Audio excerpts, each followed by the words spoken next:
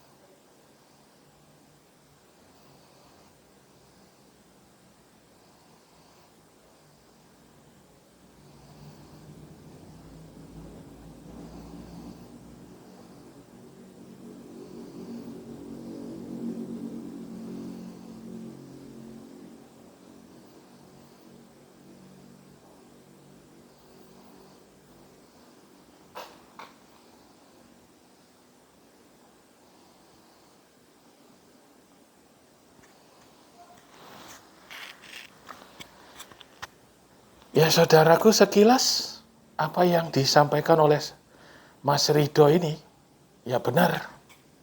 Tetapi apakah kebenaran itu tidak bertentangan dengan apa yang dimasukkan oleh Pak Jokowi? Ayo kita lihat juga cuplikan videonya Pak Jokowi berikut ini.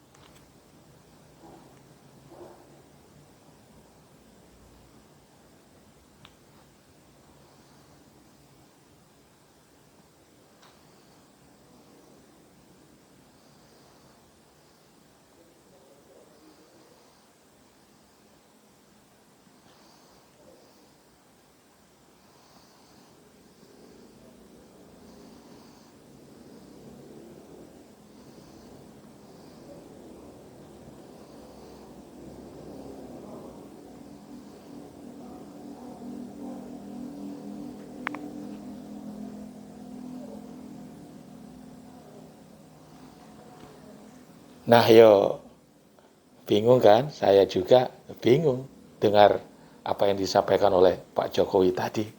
Lah Partai Umat jangan membingungkan umat. Iya, Partai Umat jangan membingungkan umat. Kalau begini caranya, ya umat jadi bingung. Gitu. Tidak apa-apa, kita lihat. Coba kita ini ya sedikit lihat apa yang dimaksudkan tadi.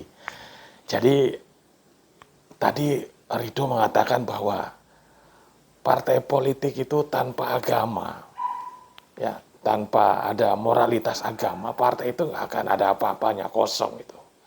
Dan dia juga mengatakan bahwa politik identitas itu digaungkan oleh kaum sekuler yang ingin mencabut agama ini dari seluruh sendi-sendi kehidupan masyarakat, termasuk di dalam kehidupan berpolitik.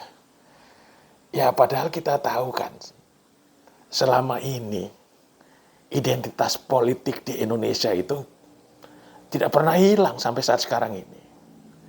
Ya, ada partai berlandaskan agama, ya, ada partai PAN, ada partai PKB, identitas keagamaannya ya seperti itu, identitas agama Islam ya. Ada partai apa lagi, partai PBB ya, ada partai PKS, PKB dan lain sebagainya. Nah, itu kita lihat identitas politik partainya jelas gitu. Tetapi bukan berpolitik identitas. Yang dimaksudkan dengan politik identitas itu, saya pernah dengar gitu lah. Politik identitas itu ketika seseorang atau kelompok atau juga partai politik yang hanya memperjuangkan kepentingan golongannya sendiri atau kelompoknya sendiri dengan mengabaikan kelompok-kelompok yang lain yang tidak seidentitas dengan kelompok itu. Nah, kalau yang seperti ini kan memang bahaya. Akhirnya ketika berpolitik, orang akan berbuat baik, tanya dulu, Akang mau apa? Ya? Partaimu apa? Itu kan repot. Jadi saudaraku, memang politik identitas itu ternyata yang dipikirkan, ditangkap oleh partai umat memang berbeda dengan apa yang disampaikan oleh Pak Jokowi. Seorang politikus ketika dia berpolitik di partai yang punya identitas keagamaan, adapun identitas yang lain dilaksanakan dengan sungguh-sungguh, seperti misalnya seorang politikus yang melaksanakan kegiatan politiknya itu dengan jujur, ya. Tidak melaksanakan politik-politik yang bertentangan dengan nilai-nilai keagamaan. Seorang politikus yang tidak korupsi, lah itu kan bagus. Ketika pilkada tidak melakukan money politik, tidak melakukan black campaign, ya itu sah-sah saja. Tetapi kalau politik identitas yang tadi yang ditakutkan atau disampaikan oleh Pak Jokowi, itu politik yang memecah belah, politik yang mengutamakan kepentingan kelompoknya sendiri, kelompok yang lain diabaikan. Nah, itu yang bisa menyebabkan terjadinya perpecahan, yang bisa menyebabkan terjadinya gontok-gontokan. Seperti apa yang tadi dikatakan.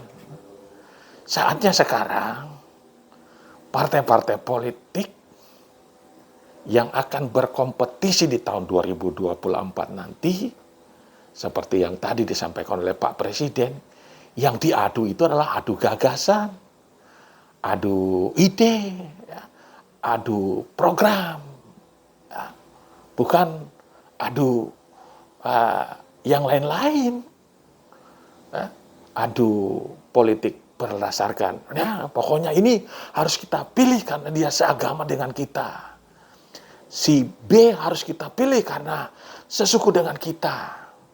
Dan itu disampaikan secara terbuka. Kalau ada orang beragama Kristen, kemudian menjatuhkan lebih hatinya mengarah kepada orang yang seagama yang dipilihnya, ya itu wajar, biasa saja. Ataupun ada kandidat beragama Islam, kemudian ada orang juga beragama Islam yang memilih, ya itu sah-sah saja. Tetapi bukan kemudian mengatakan kita di tempat terbuka, di masjid misalnya, menjadikan agama, menjadikan masjid sebagai tempat politik praktis, kemudian mengatakan orang yang tidak seagama dengan kita, jangan kita pilih. Kita harus milih orang yang seagama dengan kita, sesuku dengan kita, seras dengan kita. Ya. Nah, itu kan repot. Contohnya di tahun 2017 kemarin, di Pilgub DKI, terjadi politik adu ayat dan adu mayat. Katanya begitu. Saya sih enggak tahu kondisi yang sebenarnya karena jauh dari ibu kota. Tapi yang kan kita bisa lihat dari berbagai macam media kan gitu. Ya, kalau seperti itu kan bahaya. Ahok Kristen, Ahok Cina, jangan dipilih. Sehingga orang yang memilih Ahok dianggap sebagai musuh. Sehingga ketika meninggal pun mayatnya dilarang untuk disolatkan di masjid tertentu. Ya kita kan tidak mengharapkan hal-hal seperti itu. Ya, kondisinya kalau kita lihat itu kan memang saat itu cukup mengerikan. Anak-anak kecil pun teriak-teriak, sembelih Ahok, sembelih Ahok. Aduh, Masya Allah.